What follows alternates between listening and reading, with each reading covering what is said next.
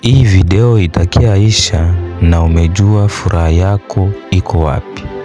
Mwongozi wa dunia anafurahishwa na kuona wasoda wake wamefika kwa kanuni zake, amewatuma kama ni kufuru kama ni wapi, na anafurahishwa kuona population imemupenda na imeitika kuitika kanuni zake na uongozi yake gisa naongoza. Mezisie anafurahishwa kuona watu wengi wamefurahia miziki yake. Ndio furaha ya Mezisie. Furaha ya mulimaji anafurahishwa na kuona ameotesha vitu mu budongo. Mwizi anafurahia kuona ameiba wenzake. Wa kanisani anafurahishwa kuona waamini wengi wamekuja mkanisa yake.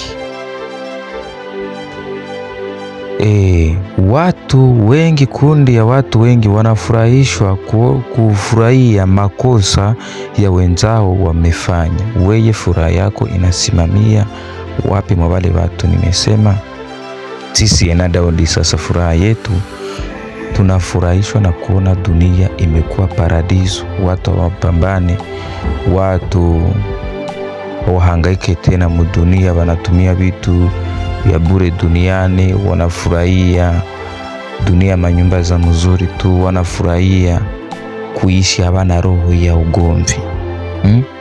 Na wanafurahishwa kuonana au kuwao. Upendo na furaha. Dunia ikibadilishwa kwa sababu watu watakuwa wamefia manyumba, magari na vitu gani. Hiyo ndio furaha ya kweli mwanadamu. Ataanza furahia mwenzake, ataanza penda mwenzake. Kwenye muganga ametunza bure, kwenye watu wanaishi wanatumia vya dunia bure bila kuuana, bila kuzozana. Hiyo ndio furaha ya sisi Enadaudi tukibadilisha dunia. Maki kama nikitoka mu dunia na hii dunia ibadilishwe vizuri, maki ndakufa na Mungu atakufa na deni yangu ya kutokufurahia hiyo mabadiliko ya dunia, kwa sababu ndakuwa sione.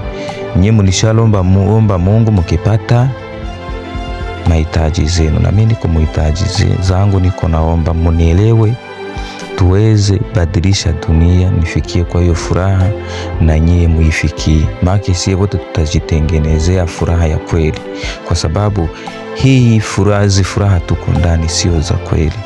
Tukibadilisha dunia, kila mtu ameingia mu furaha ya kweli na roho ya kweli. Wandugu wapenzi, unielewe, tubadilishe dunia.